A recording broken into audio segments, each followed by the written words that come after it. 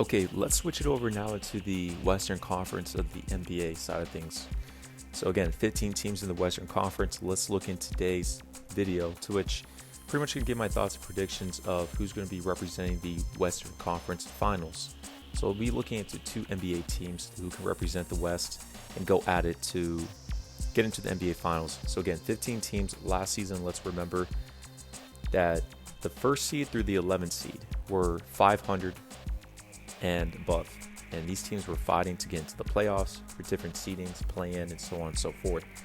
So the first three seeds of the Thunder, Nuggets, and Wolves were pretty much tied or at a game apiece, fighting to get that number one seed, which the Thunder were able to get. So the fourth, fifth, and sixth seeds were pretty much a game or two fighting. So you had the Clippers, the Mavs, and the Suns.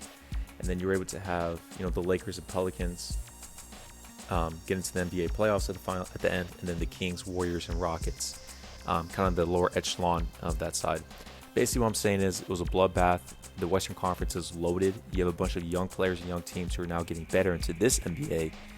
So it's going to be a wide, different variety of the Western Conference. Now, first team I'm going to be looking to that I believe that will represent coming into the Western Conference Finals is going to be the Dallas Mavericks. Now, the Mavericks, as of last season, if we remember, finished at a 15-32 record. Every game, every series that they played in the NBA playoffs, they were on the road. So they were able to go ahead and take on the LA Clippers, winning in 6 games in the first round, taking on the Oklahoma City Thunder in the second round, winning that in 6 games as well, taking on the Minnesota Timberwolves in the conference finals, winning that in 5 games, and then losing in the NBA Finals to the Boston Celtics in 5 games. The Dallas Mavericks are electric. They're a team that, during the trade deadline, them and the Indiana Pacers were pretty much the only teams to make big moves. They were actually serious about improving their team. So they're able to bring in Daniel Gafford from the Washington Wizards as to be their definite Tyson Chandler type of center, kind of in that mix. And then they were able to bring in the power forward, PJ Washington from the Charlotte Hornets, to fill in as that stretch 4, who's a dog out there. So they brought 2 alpha dogs to bring in their front court, letting go of Grant Williams, as well as putting Dwight Powell to, the bench as a third center on their team, who didn't even get really any playing time at all. So that fills out with Kyrie Irving and Luka Doncic running the backcourt. You brought in Derrick Jones Jr. last season to fill out that 3. It was a defensive-minded. But now, that was a complete starting 5. Now you got to remember, Derrick Jones Jr. is gone. He went over to the LA Clippers. And now you brought in Klay Thompson, Quentin Grimes within his team, Najee Marshall, to pretty much be sharpshooters and then defensive-minded guys. Mostly for Najee Marshall, not Klay Thompson. Quentin Grimes is if he has it right now, but will be more to determine more on his side of things. Again, I do expect this Western Conference to be fully loaded. The Dallas Mavericks are a team that I have full faith in. The only question mark I do have within this team is with Klay Thompson, to see if he's going to... I know he'll start at the beginning of the season as their quote-unquote small forward with the Dallas Mavericks, but him being at 34 years of age, who's a streaky shooter who lost a touch or two on the defensive end, will that make up anywhere on the perimeter defense? I don't think so. Now, his shooting, I think, could be on and off. That's somewhat fine, but I think mostly on the defensive side, on the perimeter side, that's what's going to lack for the Mavericks. Now, again, you do have Najee Marshall coming off the bench, so I fully want to see how he's able to be accoladed within this team. But it's going to be determined if Klay Thompson is going to be a full-time starter. I think maybe later towards a third into the NBA season, the Mavericks aren't so hot that Jason Kidd may have to have that talk of Klay being that quote-unquote Peja Stojakovic of the 2011 Dallas Mavericks to come off the bench and be a sharpshooter. Nothing wrong with that, but if Klay Thompson does have an ego that can alter this team's chemistry, or maybe they can take that approach where they start Klay and they're able to take him out pretty early in the first quarter and then acclimate him later in the first quarter, kind of like what Jason Kidd did with Daniel Gafford and Derek Lively going back and forth of NBA last season. That could be potential as well. But overall, the Dallas Mavericks, listen, they're like 10 to 12 deep. You brought back Spencer Dinwiddie from 2 years ago. You have Jaden Hardy as a backup point guard as well. So again, your point guards, Luka, Dinwiddie, Hardy. Coming after your 2, you have Kyrie Irving, again, who could still run that point guard. And Quentin Grimes, who's also your 2. At your 3, you have Klay Thompson. You have Dante Exum coming off the bench. You can always run Najee Marshall as a backup small forward or a backup power forward, but you still have PJ Washington at that 4. Maxi Kleber can give you maybe a couple minutes per game. Markieff Morris they were able to bring back, but he's not going to get any playing time. This will probably be his last NBA season before he retires, if we're going to be honest. Then your center, Gafford and Derek Lively are going to be battling for that starting center position. I really want the Mavericks to keep Daniel Gafford as that Tyson Chandler type role, a defensive, grounded, structured big, and then bringing off Lively off that bench to bring the energy. He's still young. And then Dwight Powell's not going to get any playing time. This will probably be his last stint with the Mavericks, if we're going to be honest. He has 1 year, $4 million left. But the Dallas Mavericks, they're one of the most explosive offensive teams last season.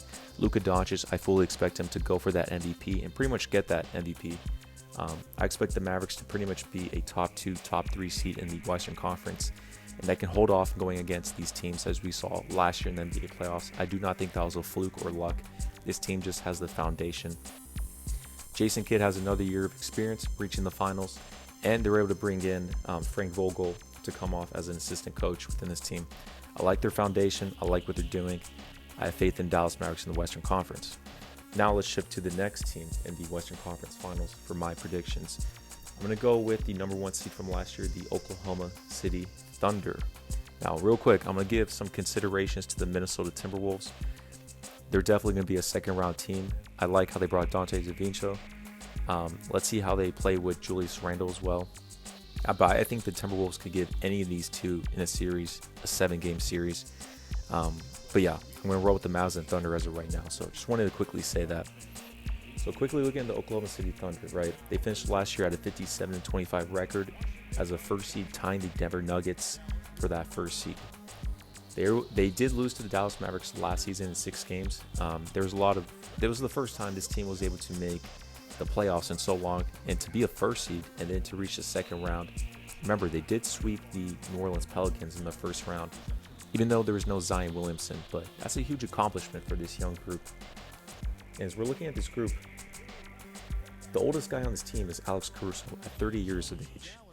I mean, the second oldest is Kenrich Williams at 29. Then you have Isaiah Hartenstein at 26 years of old. So even though this is one of my favorites in the Western Conference, the team is young, but they have enough talent and foundation, and they're loaded as it is. And they have that playoff experience, which was huge. Now, remember, they barely lost the Dallas Mavericks in that 6-game series.